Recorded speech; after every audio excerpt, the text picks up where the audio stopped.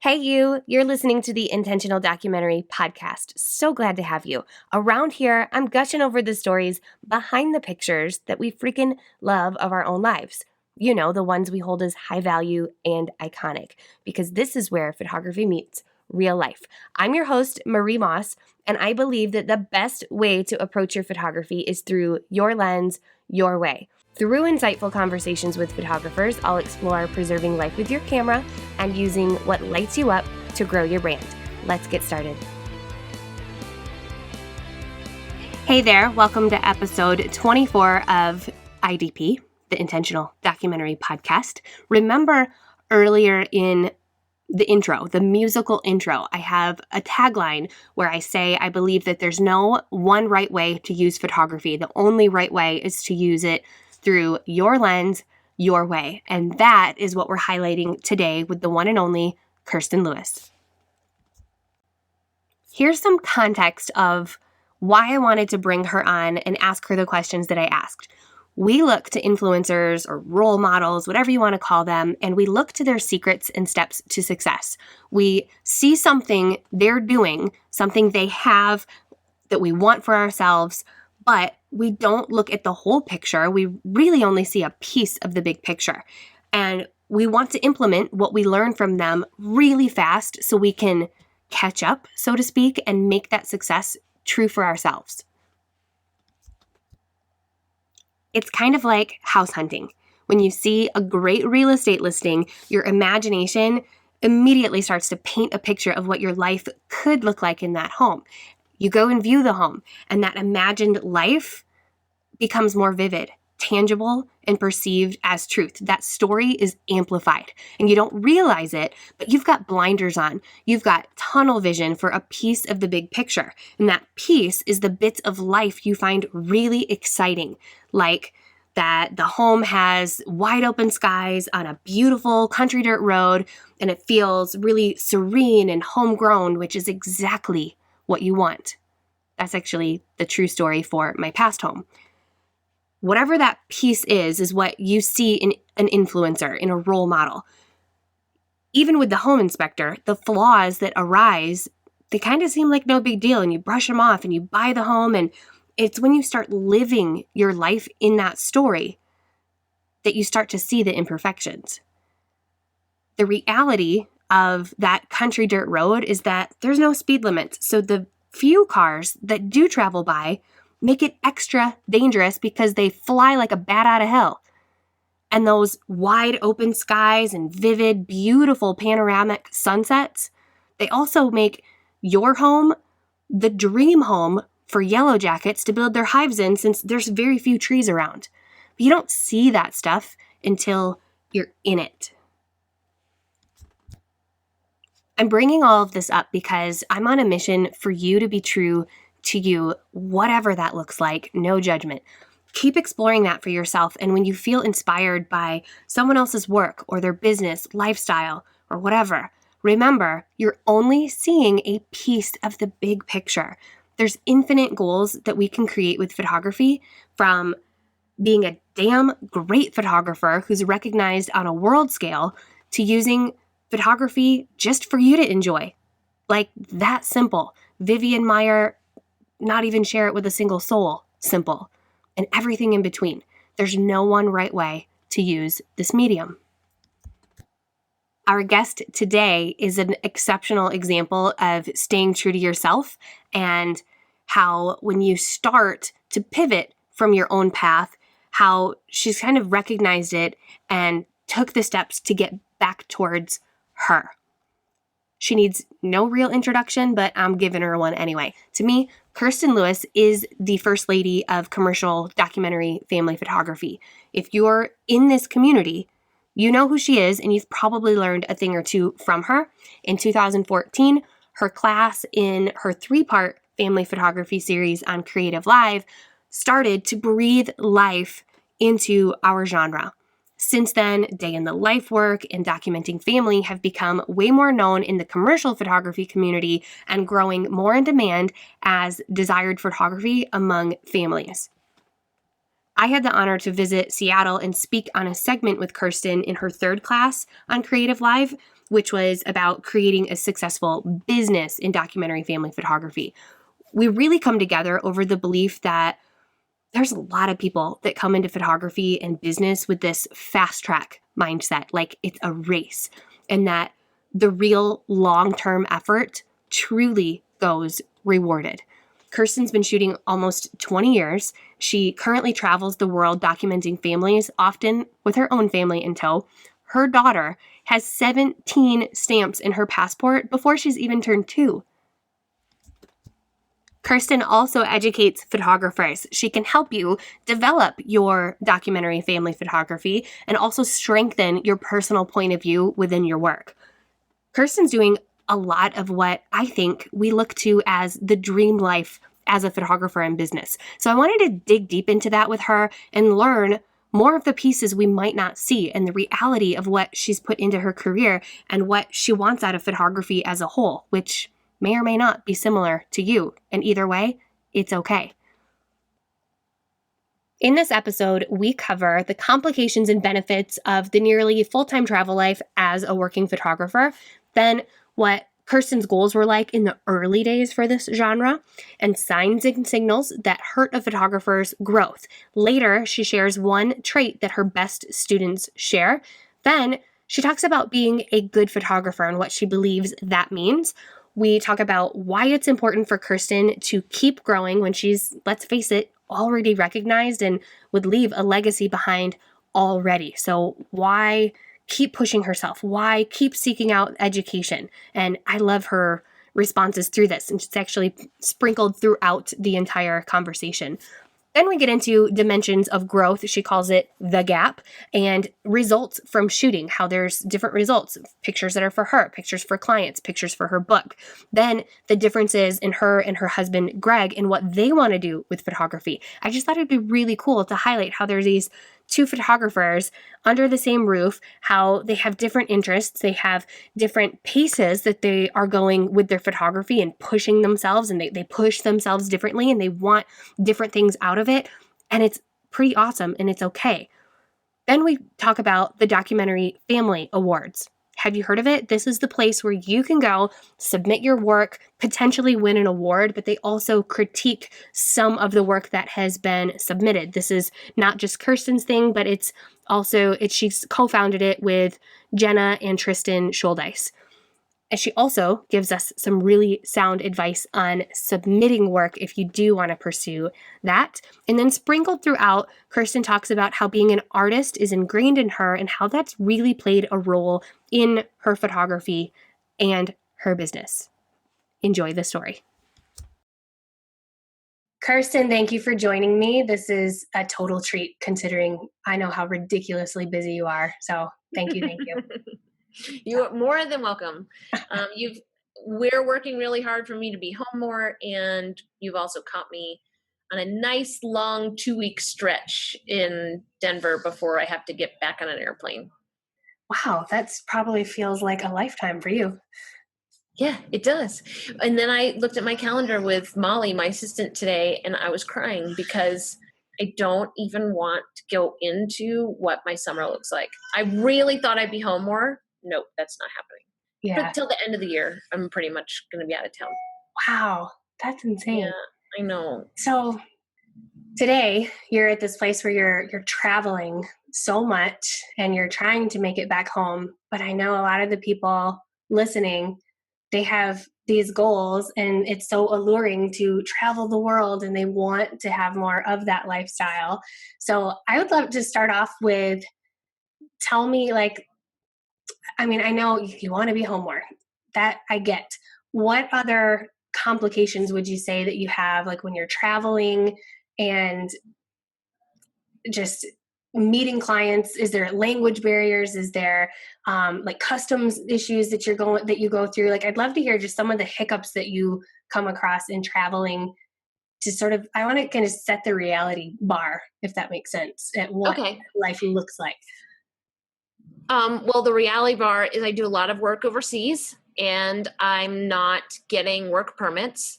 So it's always a crapshoot if I'm not going to be let in. Now, the only advantage is that I am known as Kirsten Lewis photographer on the internet.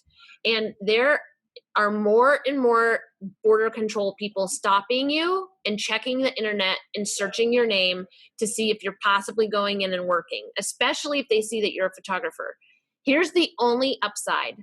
I have finally changed my name legally. So my passport and my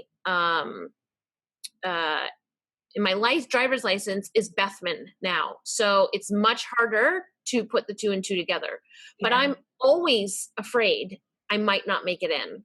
And if I don't make it in, I'm fucked. Like it's bad for my clients. It's bad for my students. It's bad for me and my financial income. Now, up until the end of February, my daughter has traveled everywhere with me with my husband. That helped, right? Like, because them being with me, it really, people really don't guess that we're traveling for work.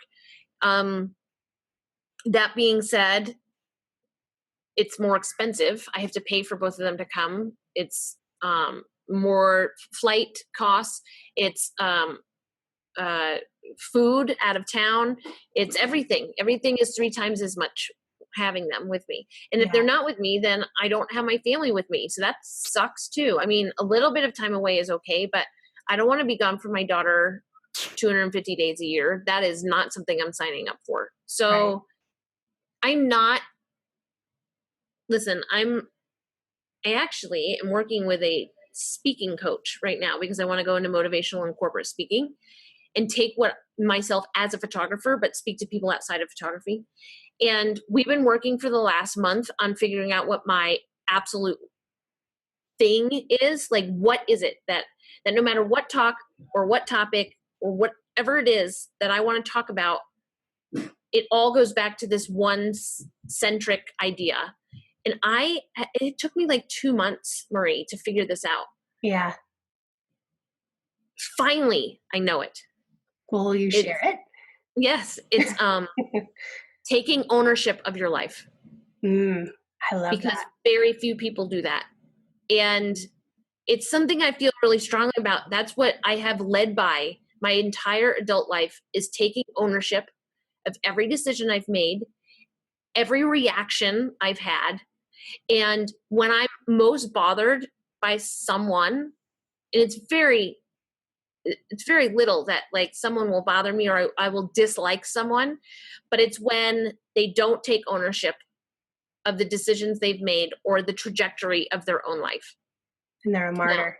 Now, I also feel like there are demographics where taking ownership of one's life, of course we want that, but systemically, our society isn't set up for that, no matter how much ownership they take, right? So I am basically talking about,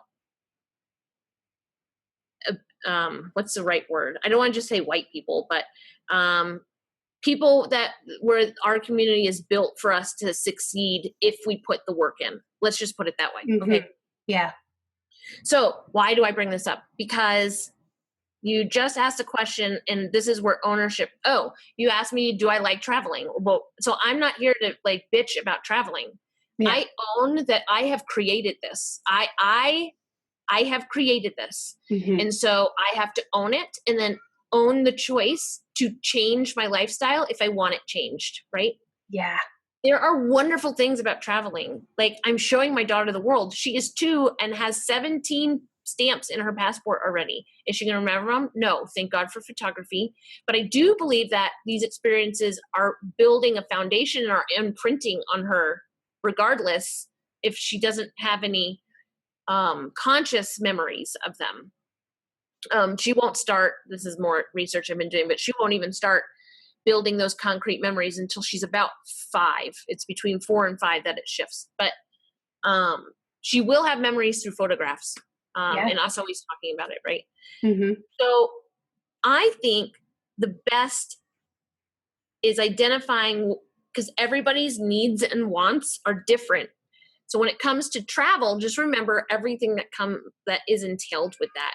It's living out of a suitcase. It's not always making the meetings that you think you're going to make on time. It's if you work relying on the internet, just let that go, because there's so many times I have traveled and the internet just doesn't work. And then I got to fucking cancel class or reschedule an interview because it's just not working. And it can be tough going to an amazing place and only having like 5 hours to see it because the rest of the time is working. Mm-hmm. That just sucks. Like, that's not fun at all. And then let's just not talk about air travel, because it is the bane of my existence. I hate airports. I hate security. I hate freaking people who are not courteous when you're getting up to exit an airplane and they don't let the people out the row in front of them. They just like scoot right in front of you. You like that kind of crap. I don't like. So it's good and bad. I'm painting a picture that's horrible. It's also a point in my life right now where I love the travel, but I'm so tired, and it's causing friction in my home life because we're on the road all the time. We're stuck together 24/7, and our daughter, her only reality or structure is no structure. So 20 time zones in a month, that's really good for nap times and sleep. Right. I didn't even think about it. Time changes with her. Oh, man. Oh yeah. We've literally been through like 5 different time zones in a week with her before. Wow. She is a champ. She's a very good traveler. Here's some upsides. The more you travel with your kids, the better they are with it. Like, I have friends that are like, there's no way in hell I would even take them to Arizona in a car, let alone on a plane to Italy. And it's simply because we've conditioned her to be a good traveler. So she has no choice. She has to be a good traveler. Yeah. She has to feel confident and comfortable in new surroundings, or with new languages surrounding her, or the food is not an issue because she just doesn't eat. She's very picky, but you can get French fries anywhere in every country, basically, even in India. So yeah, that's where I'm at. I was on the road 250 days last year, so I was only home about 100 plus days. This year I was like, I'm gonna be home for twice that. That is not happening. But maybe I'll only be on the road for 200 days this year. And now that Birdie is weaned, she doesn't have to come everywhere with me, which means my husband doesn't. And he's a very patient, as best he can. He's a really good trooper because he really doesn't love traveling. He likes the experience when we're there, but he doesn't really love to travel. So now he can be home more and she can be home more. And they come with me every other trip or every 3 trips. Oh, that's cool. Yeah. I wanted to bring all of it up because I think that once photographers, and this was my journey, once you start learning, and I just thought, like, even back in high school, before I even really knew much about photography, and I was never in any high school or college photography programs, I always just thought that life of traveling with the camera was like that's like the dream. Like, how fun would that be? And I start to see people who want to grow their business or their shooting skill like so much, and they want to do it so fast. And I think sometimes they start to set goals that aren't really true to them. They, and so it kind of goes back to what you were saying about taking ownership of your life. What would you say, like, flashback to early Kirsten days when you were first starting to take on documentary clients? What was your mindset around where you were going then versus now? Like, was this like to travel the world? Like, was that on your radar? You wanted to get there as quick as you could? Or were you just like, I'm going to do this, I'm going to test how it goes and see what happens? Like, what did that look like? It happened organically, for sure. Everything about my career happened organically. I never planned on having a photography career. Like, that was not in the cards for me. I was either going to be a teacher or a marine biologist, but that dream died when I failed physics. And then chemistry. Did not do well at university my first couple of years. No, this was not my plan. And honestly, when I started getting into photography, I was like, I will never be a wedding photographer. And then with that came family photography. I'm not fucking doing that. Because to be honest, like, in the photo world, wedding photographers and family photographers, basically commercial family photographers, weddings are included in that. We are really looked down upon in the photography world, right? Yeah. Like for those that don't know this, like prestigious photographers, like your Pulitzer Prize winners, there is this stigma that you are looked down upon if you shoot weddings or families, which is ridiculous because we're still making good photos, right? But they might not be impacting the world, but we're impacting the world of our clients. And I think that's like the thing that is most important. But for me, really caring about my integrity and my respect within the art world, not the commercial photography world, that was like always something I was embarrassed about. Is I didn't want to tell anyone I was a wedding photographer. I just wanted to tell them I'm a photographer, and they'll be like, "Oh, what do you shoot?" Things. I just shoot things. And I shot with a magazine for 8 years, and I would just say that I shot for a magazine for a really long time. I just didn't want to own that I shot weddings. Like it took a long time to reach that point of ownership. I didn't know that about you. That's so. Oh yes. Yes. Because I grew up in an art world. You have to remember this. Like I had family members that ended up on Broadway. I had family members that were best friends and lived next door to Brad Pitt making The River Runs Through It, which, was considered for an Academy Award. I had my father, whose best friend was Joe Walsh from the Eagles and was a musician. And my great-grandparents were American illustrators. And my mom was a fine art photographer. So I was raised in a world of printing your own work and competing in gallery competitions and showing in New York City, like that kind of thing. The highest of respect is what I was taught within the art world. And that was the only way you were going to succeed. So once I claimed ownership of this is what I do and this is how I make money, that's how it quickly, my career quickly took off. But again, you are right. Like this is my biggest, not pet peeve, it's my biggest concern with people entering this industry is that in 6 months, they want to have a website, a solid portfolio, and booking 80 shoots a year, like making a living. For the love of Christ, I've been shooting for 19 years, and like now I'm like making a fairly good income, right? Because of a lot of hard work and letting it happen organically. Yeah. Mm-hmm. So,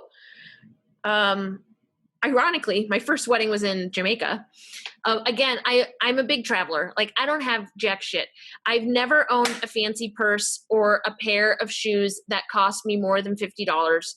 I still drive around my 2008 car that please don't tell a lot of people this, that both my side view mirrors are being held together with duct tape. Like we still don't own our home.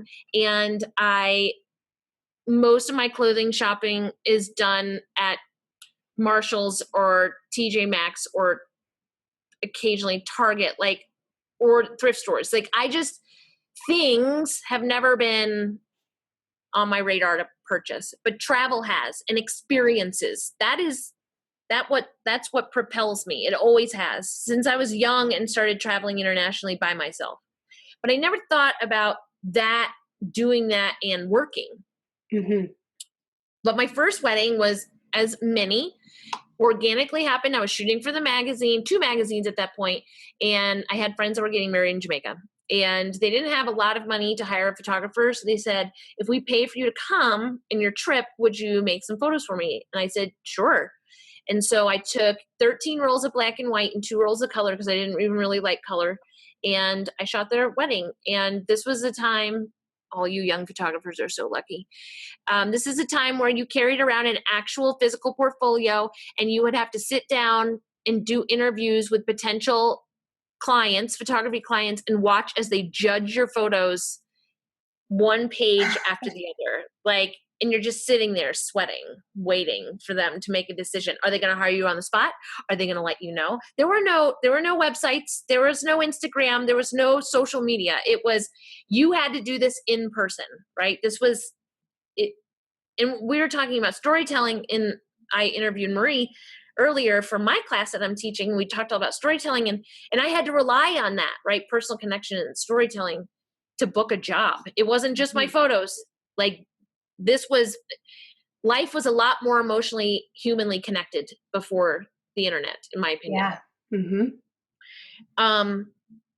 And so I built a portfolio. I had more and more people say, "Oh, I heard that you photographed David Une's wedding. Can you photograph my wedding?" And I was like, "Oh, I don't want to be a wedding photographer, but okay, I need the money." And then I photographed another wedding. And then before I knew it, I was going to wedding expos, and I just owned it. Like, this is what I'm doing.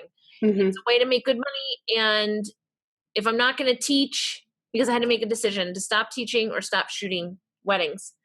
And the money was like 4 times as much. And I was my own boss.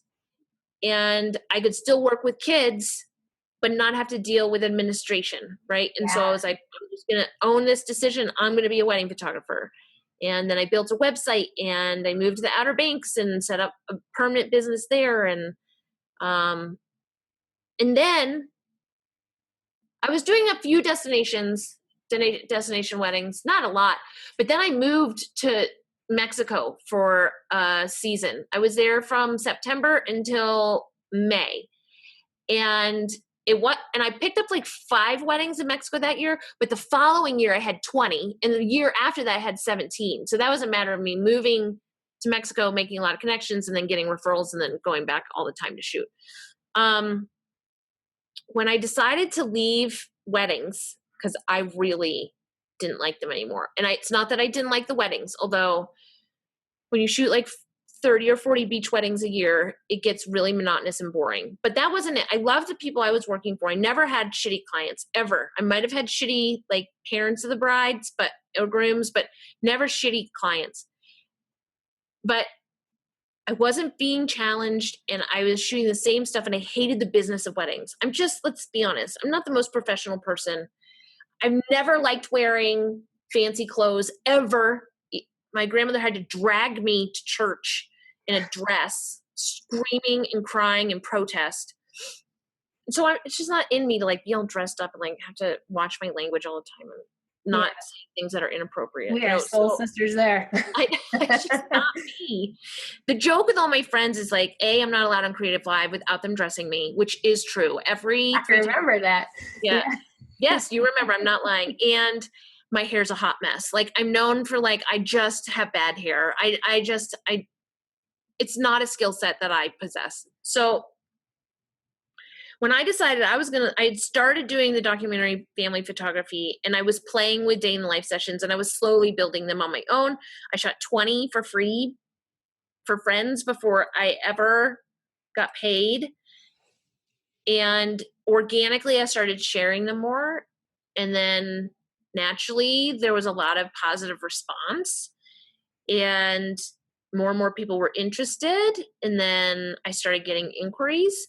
But when I decided to leave the Outer Banks, this was the only way I was going to officially get out of weddings, is to get myself out of that situation, because I was primed. I was getting more weddings than I could handle, along with the beach portrait sessions. And I knew that the only way to do that was to physically remove myself from the potential of continuing to go down a road I had outgrown.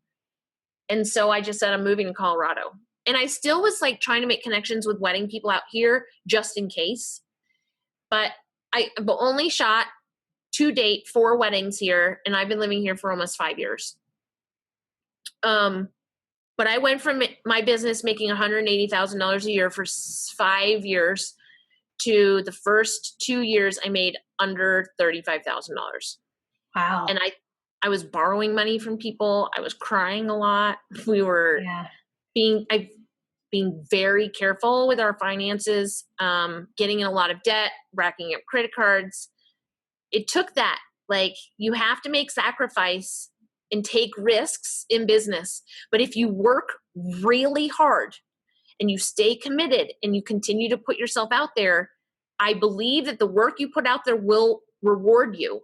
But this is not about like just putting your photos on a website, working in some SEO, doing like a Facebook post once a week or Instagram post once a week and then, oh, I should be booking work all the time. No, you should actually be putting in more hours, making connections with your community and networking with the people around you that are going to be good liaisons between you and your potential clients. If you are not doing that, you are not going to get any work. And that is what I've been doing, working my ass off for the last 19 years. I've been a professional photographer, is continuing this cycle of mine of making personal connections with people that are going to benefit me and I'm going to benefit them, if that makes any sense. Yeah, absolutely. Is that a long-winded answer to that question? I didn't know how to answer it otherwise. I don't even remember the question. No, I'm just kidding. Yeah, you want to know how this happened, how I got to this point. Yeah. I was wondering like what your mindset was. Were you like I said, like so many people are, it's like, and I felt it too. I remember when I had my very first clients were like $99 and $149, and I took them to a pretty location and totally was a shoot and burn situation. And I thought I was going to be rich. Like I thought this is so easy. And then it instantly turned to this mindset of, okay, well, how can I make more and do more of what I love? And then it was like became this thing. So that's what I was really curious if the art has like stayed a centerpiece for you, or if pretty early on you started chasing the money. And it sounds like it was like, well, I would love to know, like when did you have the idea for the day in the life, sir? How did that idea come to you? So I've always loved documentary and photojournalism. From the moment I've been in photography, that is what I've loved.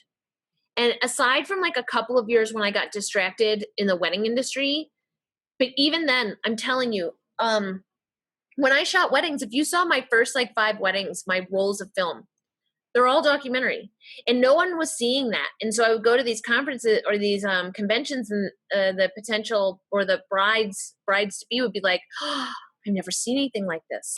And because I didn't have the internet, I didn't know how other people were shooting weddings. This is just the only way I knew to shoot a wedding. Yeah. And then I think his name is Jeff Greenough.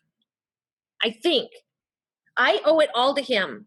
It was when websites were first coming out for photographers, and I discovered his work. And he was actually from the Outer Banks, but it didn't make sense, like 2 and 2 at that point. And all of his was documentary wedding coverage. And I was like, holy crap, can I just pick your brain about it? Because it was much stronger than mine. But I was like, other people can do this, right? And so the aesthetic, the integrity of my aesthetic approach has never wavered. It's always been moment driven. Now, was there those couple of years with the wedding industry where I was competing a lot, and I was winning, but the competition kept getting harder and harder with these epic portraits. And I tried for like a season to make these epic portraits. And I definitely went through a season or 2 of like the Kevin Caboto actions that I would use. But overall, it's always been this. So I went to Foundation Workshop, and I was really inspired by that. But at the time, I was also my first year with the beach portraits, and they were families playing on the beach. Everybody else was doing like these really standard traditional portraiture. Well, I met a man, a really, really accomplished photographer from the UK at Foundation Workshop. His name is David Pullum. And the following year, he blogged photos that he had made for these families called Day in the Life Sessions. And I was like, whoa, I want to do that. And so I wrote him right away, and I was like, can I borrow this term? Because you're in the UK. Can I use this? Do you mind if I call it this in the States? And he was like, what? No, it's like, it's a thing, Kirsten. Like, it's not like photojournalists have been doing day in the lives forever. It's fine. And that's how that happened. So then I started offering longer sessions, all documentary with families at the beach. That's really when that started. And at the same time, I was photographing friends of mine like Daniel Aguilar and Tyler Workin, and people that it would be scary to photograph them because they were much more established, much stronger shooters than me. But I always work better under pressure anyways. So might as well just throw myself to the wolves, right? And so that's how that happened. Again, slowly, in like, unlike, it's so lucky now, all these photographers have problem solving workshops and booklets and how to's. I didn't have any of that. Like, I had to figure out how it all worked. Do I sleep over? Do I not sleep over? How do I even predict kids' behavior all day long? Like, what about temper tantrums? Like, all of this I had to like work out on my own. So the people that come after me and you and David Pullum, and they're so lucky because there's all this really good education out there that I didn't have. Yeah. But my love for a specific aesthetic of photography has never wavered. It's always been the same.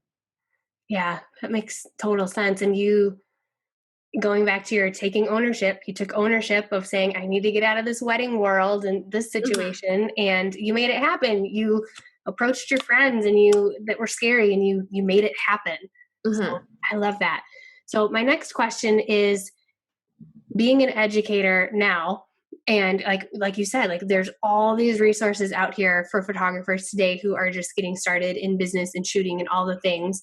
Personally, I would say if there's one thing that I see that hurts growing photographers, it's that they spend more time digesting information than they are out there just practicing and trying to grow and learning through experience. So I'm wondering, on your side, what are some things that you would say are things you commonly see with your students that are actually hurting their growth? Like signs and signals that they are stunting their own growth. First thing is critique. So, and this is not really my students, because my students have all been, for the most part, really incredibly focused learners and so open to critique. But in general, I see photographers won't seek out critique or take it personally and become incredibly defensive and make excuses for every photo that is made. That is one thing that's going to hurt growth, because if they can't recognize the weaknesses in the pictures they're making to help them make them better next time, they're not going to make them better. And those that never even seek out critique, they only know what they know. They don't really know how an image is being read by the outside world. And that's the only way you're going to get work, is if you have strong photos that are making it a lasting impression on your potential client. Like, they have to be unforgettable. If you're making a bunch of forgettable photos, you're not going to book work, and you're not going to see growth. So that's one. Either not seeking out critique, or when you get critique, you just fight it through the whole thing. That's the first thing I find hurts photographers. Also, I think just putting unfair expectations on themselves. Amen. Like, you're not going to be good in a year. I'm sorry. Like, even the fastest learners, you aren't going to be good in a year, and you probably aren't going to be good in 5 years. You're going to be acceptable in terms of making photos for clients and booking work, but in terms of being a good photographer, it's like wine, right? It needs to age and settle, and it needs to find its place inside of your body, where your hands know exactly what they're doing. Your mind knows exactly what it's doing.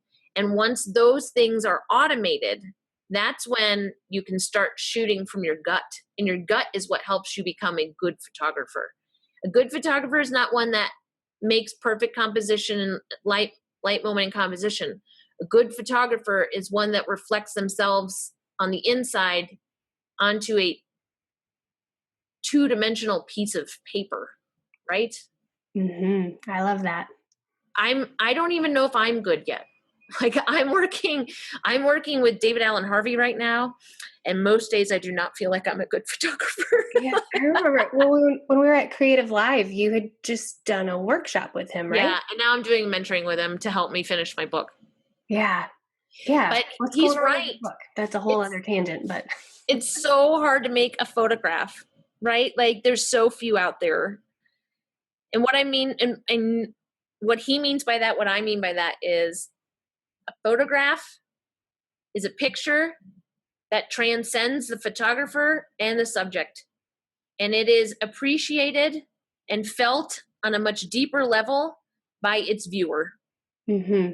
It is a picture that is frameable and hangable on the wall by anyone. And those are really hard to make in a commercial world. And all of us are commercial photographers. Our subjects pay us.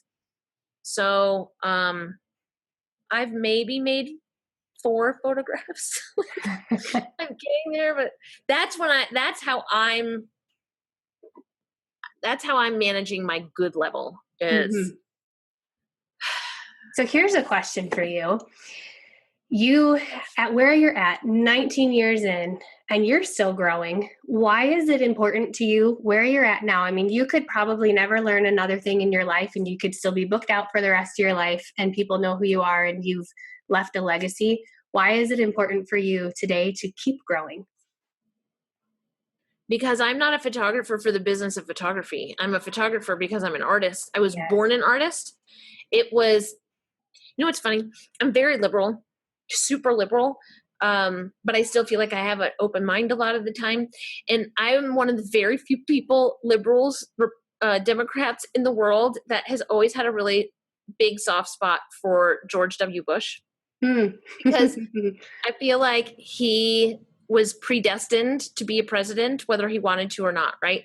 And I just feel bad because I think he just wanted to like drink whiskey, snort cocaine, and like ride horses on a ranch for the rest of his life, right? I don't think he wanted to be a president. So I have like a soft spot for him. But I was predestined to be an artist. Like it was before I was born. And it's funny because there's 4 of us in the family, and all of us are creative in a way. My oldest brother passed, but he was a musician, beautiful guitar player.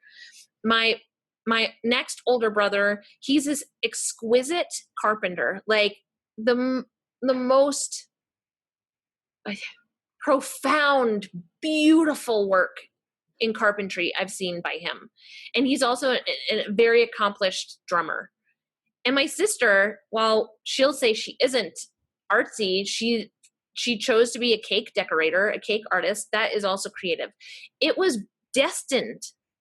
Politics, no, but art and music, yes, that is my family. So of course I want to keep learning and getting better because I also want to be the best photographer I can be, which won't be until I take my last breath. That'll be the best photographer I can be. As long as I have days after the day that I have right now, there is always room to be a better photographer. I don't know. It's just in me. I can't not. And I think it's totally fine for people that are in the business of photography because pictures are pretty, but like it's a good business and it's a great way to travel if you want to, and you can be your own boss. But I'm not in it for that. Yes, I am business savvy because I use my art to support my entire family. But if it all went away, if my business went away and I had to get another job, which I'm always prepared for, I'm still going to make pictures my whole life. Yeah. It is my portal. It is these days how I express myself. Growing up a painter and a drawer and a sculptor and then a dancer and an actress, all these different outlets for expressing myself, which I terribly needed because I was a very emotionally tragic child. That's why theater was great because I was also there was an era in my life where I was quite traumatic. I really worked on that as an adult, but now photography is my outlet, and I miss the other outlets. but this is the one that I've mastered.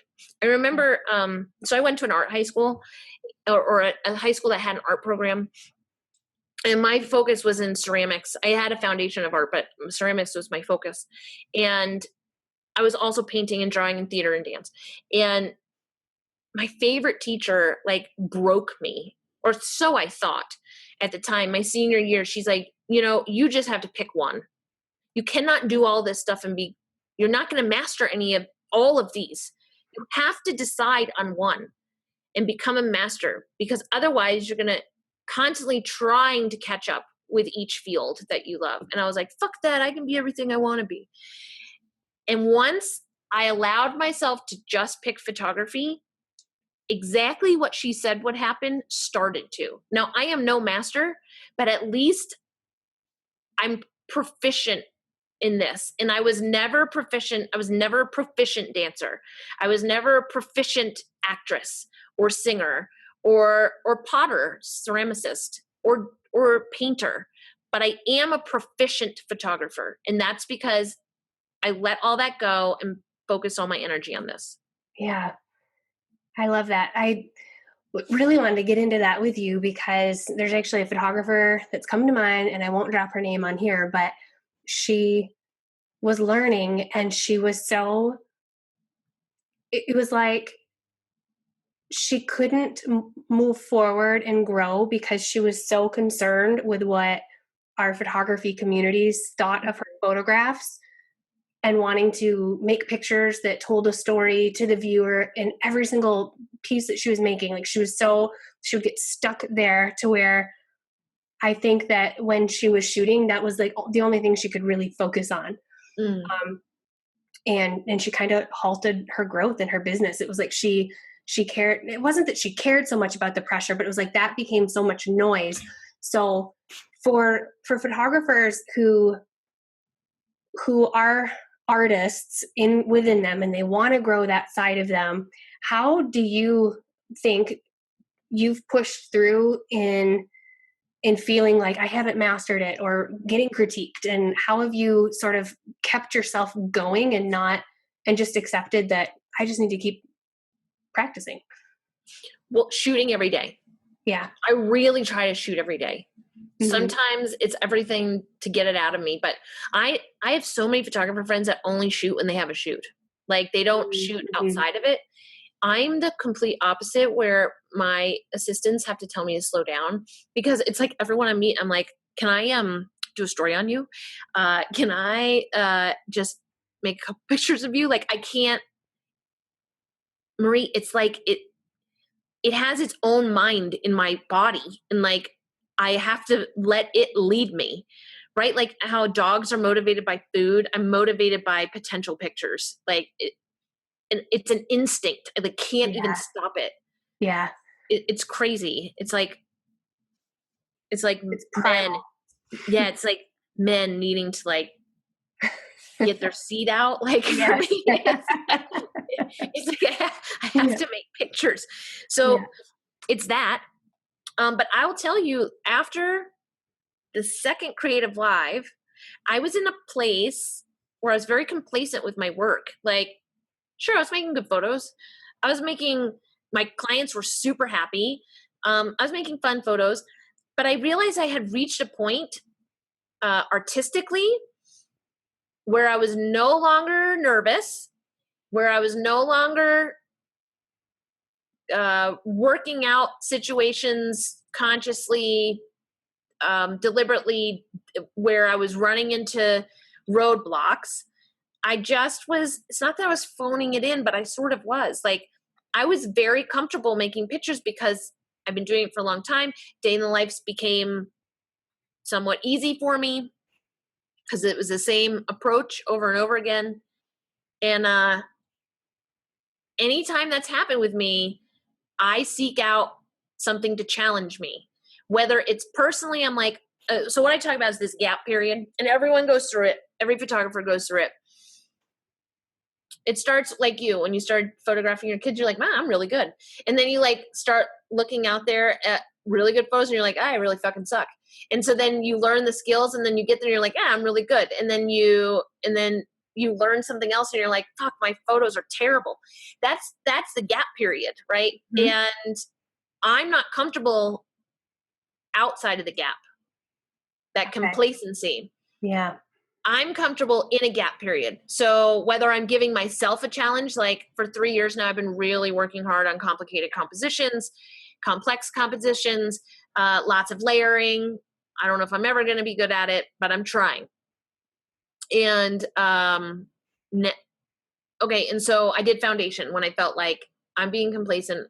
I want to be much better. So I took a workshop.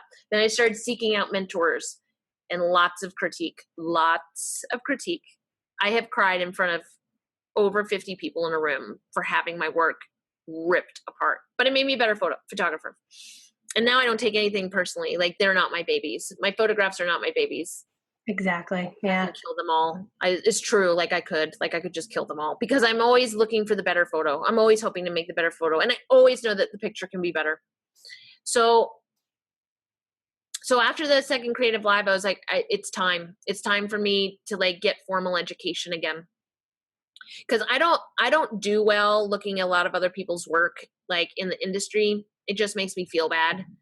And then I start shooting differently. It's just not good for me. It's not healthy. So I have to like seek out one-on-one concrete education. And the only place I'll go for education now are masters of the craft, not masters of the business of photography. Unless I want to learn business, it's masters of the craft, not masters of off-camera light, not masters of perfect composition, masters of the craft of photography. And that's why I seek out Magnum photographers and 7 photographers, because those are the masters of photojournalism and documentary work, not family work, documentary work.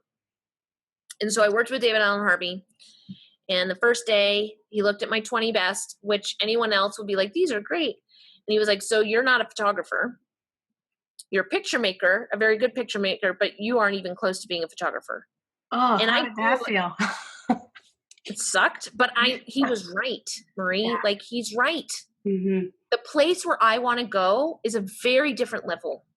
It doesn't mean that there aren't amazing pictures that I believe that like some people think I've made or strong pictures, but the place I want to go to is a completely different place than commercial photography will ever take me. And so I sought him out, and it was really hard. And I've never worked harder to reprogram my mindset and reset my mindset than I did that week. And it changed the trajectory of my vision and my work, and it's made it more sophisticated and more playful, and a lot more shitty photos, a lot more failures, because I needed to be in the gap. I needed to be hating my work and like needing to want to make it better. So that's why I elected to work with him again for another full 6 months, because he's helping me with my book. So yeah, I mean, that's why I seek it out, and that's why I think it's so important, because if I'm complacent, then my work's not going to get any better. Yeah. And if someone's, it's great. Everyone, like, all the comments I get on Facebook or Instagram, they're great, but it doesn't help me be a better photographer at all. Like, people telling me that they're good photos, because the ones that I post, I know are good. Like, at this point, I know they are. And it's funny because I'm really struggling with my book. So it's like 70% done from past shoots, but there's at least 30% that I have to now shoot for. And it's a totally different mindset, and it's fucking me up, and I'm doing shitty. And my last critique was so bad. He's like, what the fuck has happened to you? I was like, I don't know. I don't know what I'm doing. Like, I feel like I don't even know how to shoot anymore, because I'm trying to get to a different level, and I have a different objective at this point shooting, and I'm like really struggling. And so I worked really hard on this scene yesterday for the book with a family, and I just shared it with like my most respected advisors. So Jenna and Tristan Scholdice, Nayla Waddy, Catherine Kruger, and Anna Cooperberg. Like, those are the people I go to when they're going to be super honest with me about the work. And there was this one scene, and we looked at like 7 totally different photos of the scene, and they're all like, yeah, you got to go back and shoot that. It's just, They were like, for your clients, yeah. For the book, no. And I was like, I know. There's like one maybe, but I don't think so. I think I can do it better. And I Yeah. know that this family, they will do the same thing, right? I just have to wait for it to happen. But like, that's the kind of feedback I need, right? I don't need praise. I need the honesty about, they were like, oh, this is for your book. Yeah, no. Like, I love hearing you talking about this because I'm hearing what I think a lot of photographers need to hear. That I think they look to people, influencers like you and anyone else whose work that they really love, and they think that it's like this linear thing. Like I just keep getting better and better and better and better and better, like throughout the years. And it's not like that. And there's so many different dimensions, I think, of a photograph. Like you said, like there's some that are more than good enough for your clients, but then there's, you know, the documentary and photojournalism world, and then there's for you as the artist in this book that you're making. Like there's so many different ways. And I think that sometimes, would you agree, like photographers look at their work with this one track mind, and they kind of get stuck on that. Like they think like they kind of like, I get this tunnel vision. And I think that I love that you're still learning, because it's just proof that you constantly need, even 19 years later, outside perspective for growth.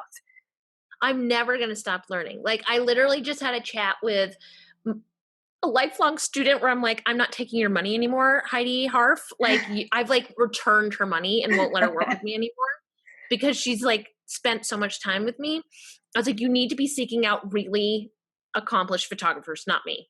And so now she's working on this incredible personal project that started working with me for a year long, but I was like, it's time for you to move on. Like, it's like letting your children out of the nest. Like you don't want to let them go and see them, you know, marry off, but it's like important, right? And so she's working with Scott Strazzanti, but she was like, he's too nice. He likes everything of mine. You're so much better about like being critical. And I was like, well, maybe it's just that you're creating really dynamic work, right? I haven't seen it yet. But I was just talking to her about, I need to find an editor because I want, while David's perspective is very influential for me, and he'll probably help me edit the book and he will probably help me sequence the book, I still want a couple more eyes on it, right? Because I think that's important. So I'm going to reach out to those in the field. I think Darcy Badia is one that I'm going to reach out and see if I can pay her to help me edit, as well as an actual editor, because everyone's point of view is going to be different. And sometimes the best feedback is going to be from an editor, not necessarily a working photographer, because their job is to find strong narratives in a collection of photos, which is so different, you guys, than like putting together a slideshow for your clients. Like it is completely different. This is a whole nother animal. So yeah, I'm going to seek out that. And then I'm signing up in the fall to take a workshop with Ash Gilbertson in New York. I'm in education mode, and I've decided I'm going to do at least one workshop a year. And thankfully I have a husband that supports me in that. I'm trying to push him to take, there's a Bruce Gilbertson workshop. Also, Bruce Gilden street photography workshop in New York the week before mine. I'm trying to get my husband to go. He doesn't like school and critique, so this is like a scary thing for him, but I think it'd be really good for him. He can only have my feedback for so long, right? Like to get really good, he has to work with people that are masters in that craft. So yeah. And not to speak entirely for him, but how are you guys different in terms of where you want to take your photography? Is he like, he's not making a book like you are, like where, and he's not taking on family clients. Like what would you say, like where, like the differences are, I guess, in the two? I don't know. I don't know where he wants to take it, to be perfectly honest. One thing that's the thing I look forward to the most is the end of the year when I get to be his editor. I swear to God, one day I'm just going to be a photo editor. I love photo editing for other people. I'm terrible for myself, but I love editing other people's work. So every year I take his hard drive. Now the first two, I just stole it from him and tried to be sneaky. Now, last year he just handed me the hard drive and he's like, here you go. And what I do is I edit down his body of work for the year and I create a book. for him. And what I love is pairing the photos with each other. I think that's what he works for these days, is his book. Oh, that's his cool. book every year, to see his stuff in print.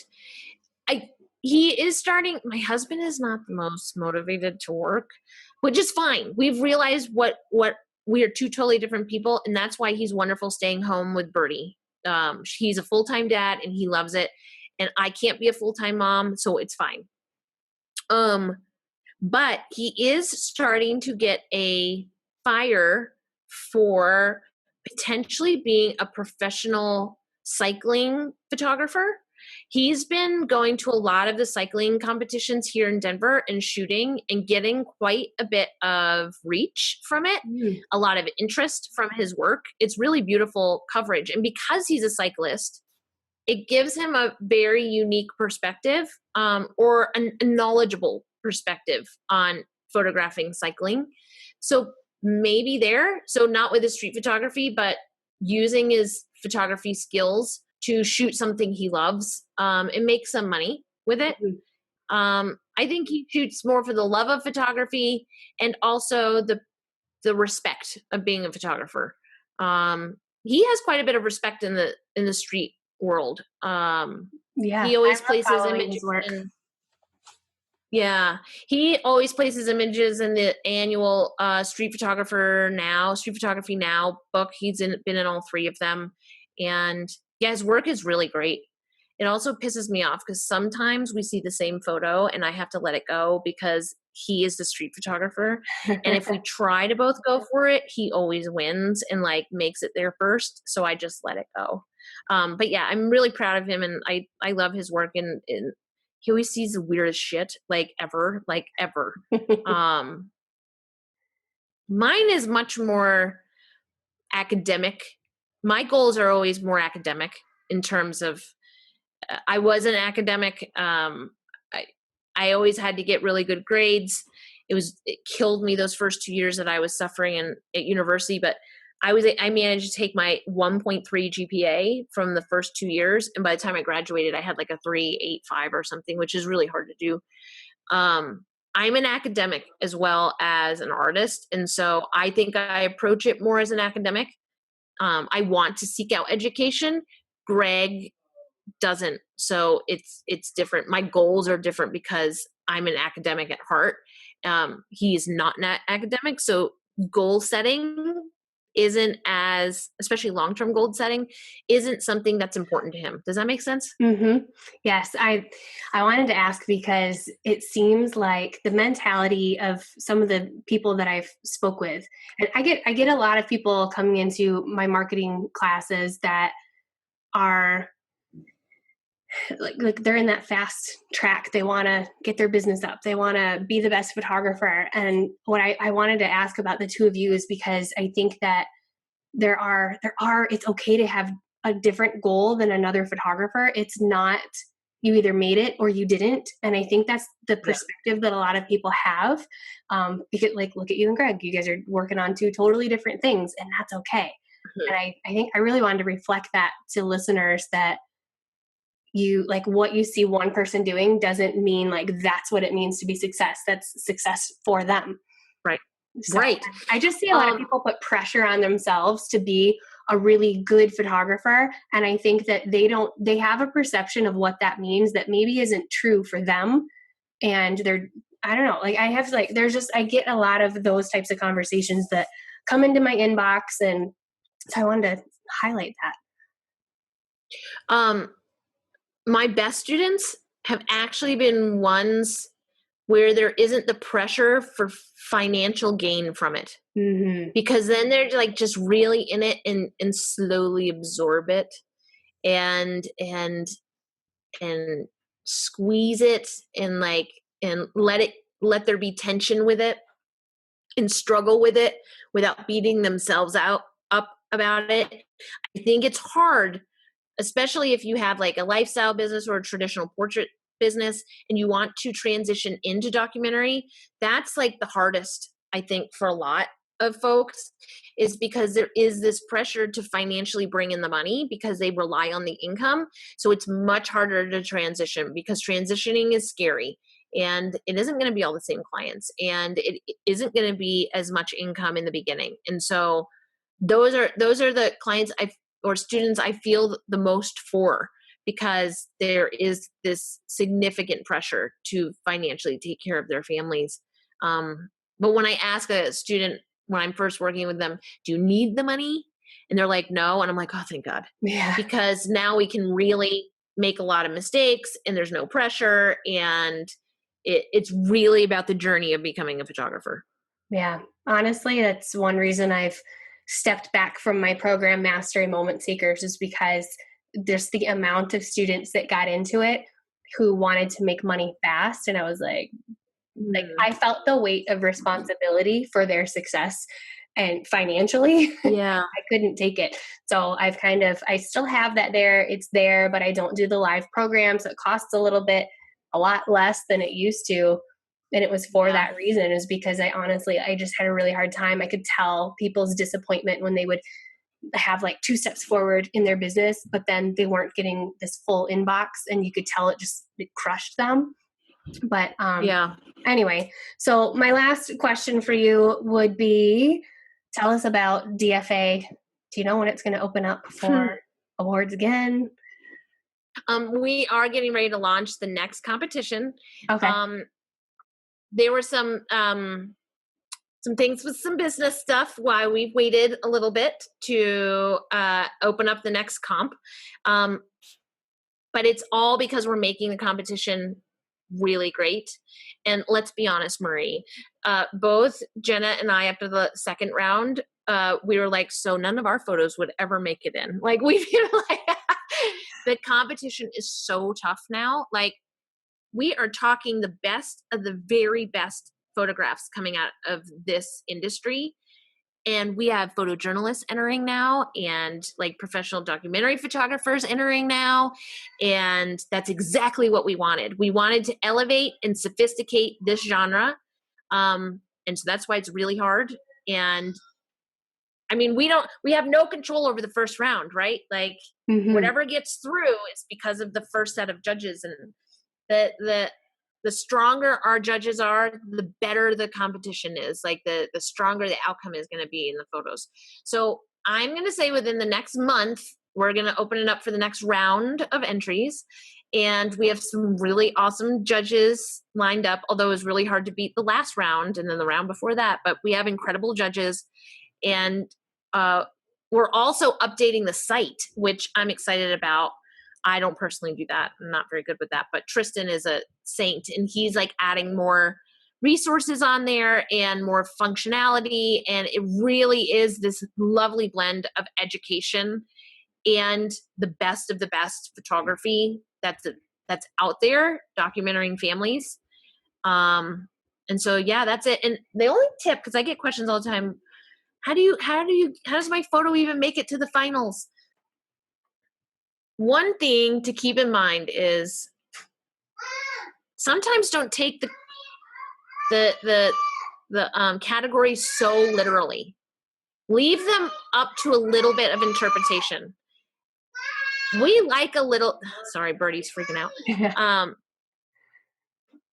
There was a lot. We knew we were going to get this. There was a lot of controversy over the decision we made for first place in birth this last round. And we don't have any regrets about our choice of what won.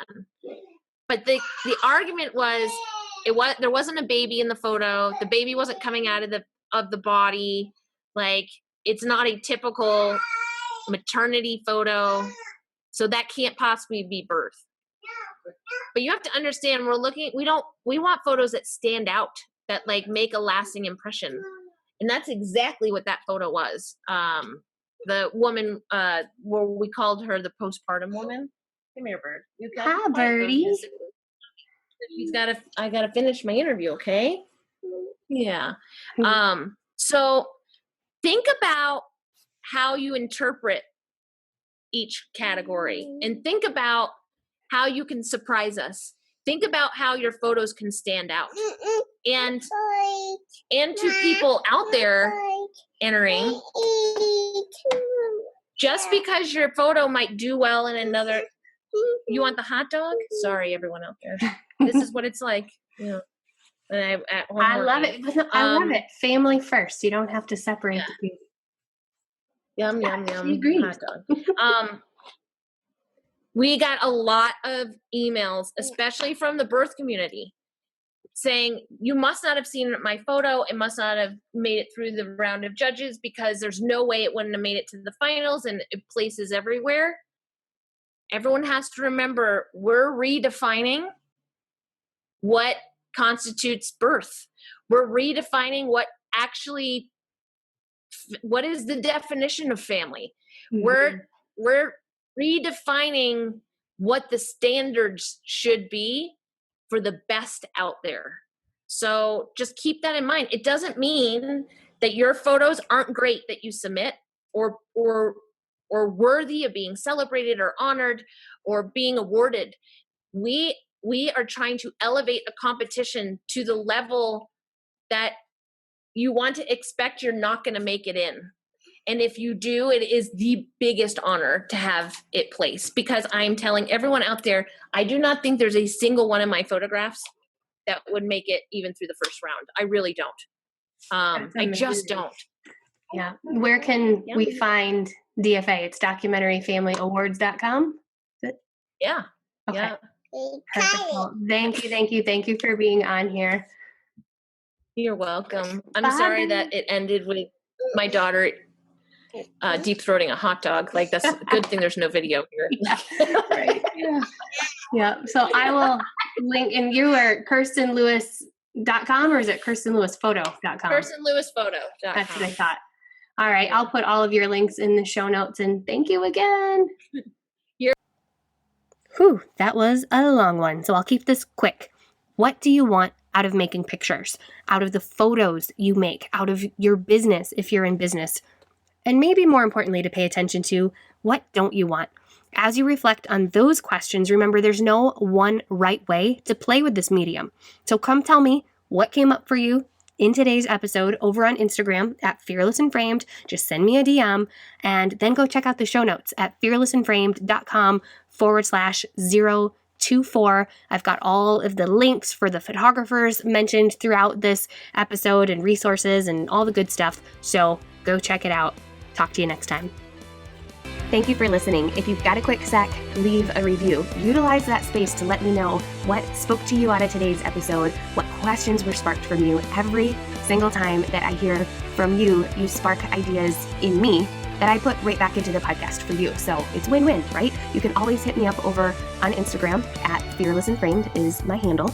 And as always, you can go to fearlessandframed.com/intentional documentary podcast for this episode's show notes and any mini mags and past show notes. All the goodness is over there. And until next time, what are you going to preserve next?